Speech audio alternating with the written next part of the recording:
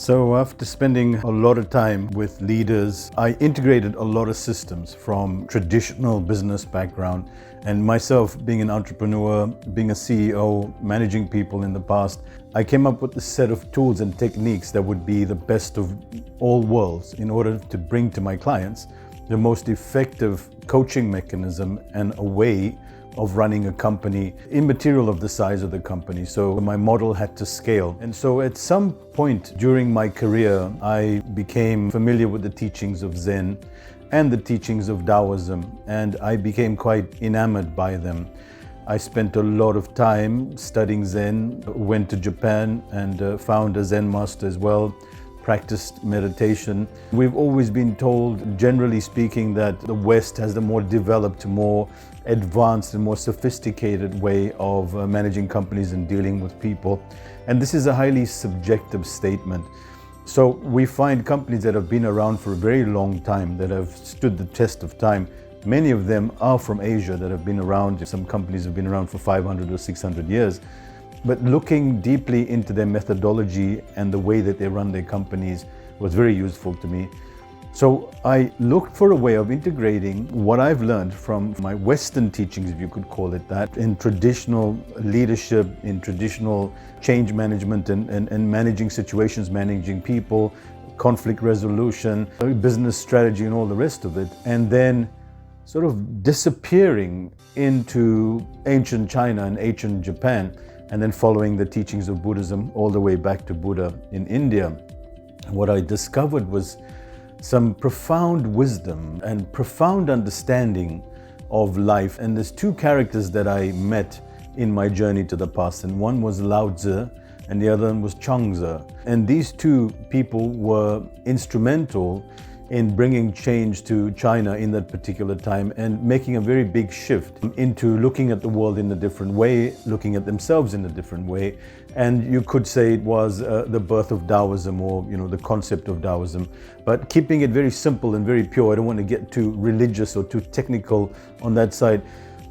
I looked into these texts, and the one text is called the Tao Te Ching of Lao Tzu, and it blew my mind. The profound wisdom in this text that has stood the test of time over centuries, and people trace it back to 2,000 years ago approximately, and that wisdom has remained till today.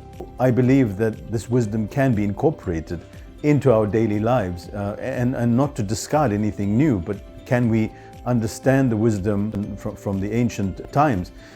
And people ask me, well, what's the big focus on ancient wisdom or eternal wisdom? Why is that so significant to you? What about all the modern day stuff that we've got? Yes, modern day technology, modern day methodologies has a place in the corporate world, in leadership strategy, and in our lives as well. However, I'm about authentic knowledge. I'm about knowledge that has transcended different periods and different times. Leadership hasn't fundamentally changed over this time, even though we say leadership has changed so much. But if we look at pre-industrial revolution and we go back to when the Dark Ages and in Europe, and then we go before that, we go to the Romans, we go to the Greeks, we go to the Asians, the fundamental nature of leadership has not changed.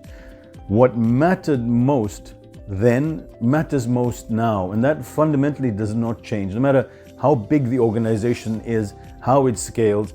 And people seem to forget that back in the days we had major empires. And so people will say, well, they didn't have companies the size of Amazon. But if you look at some of the great empires, for instance, the Mughal Empire in recent history, very large regions managing hundreds of millions, you could say billions of dollars in today's time. And an entire structure was created for that management.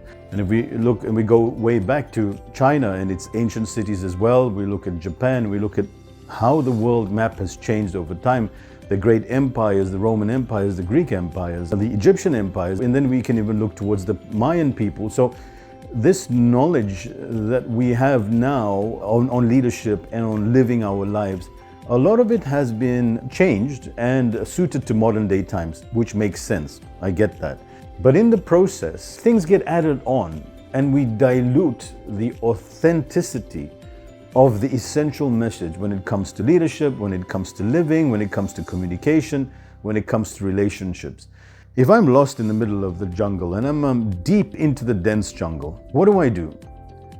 I need to figure out how I got here.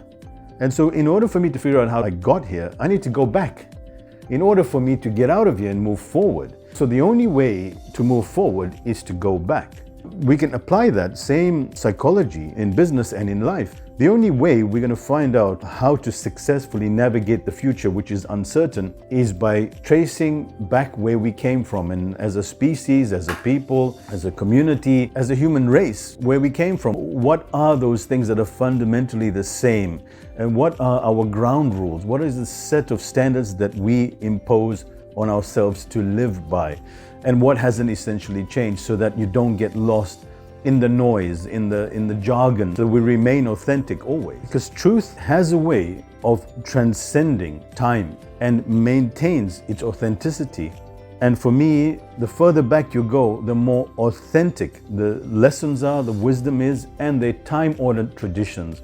And so for me, eternal wisdom is vitally important for us to embody, along with all the other advancements that we've made in thinking, in strategy, in systems management, in people management. We have to be grounded in ancient principles, and that changed my life and changed my clients' lives in many ways, and the teams that I've coached as well.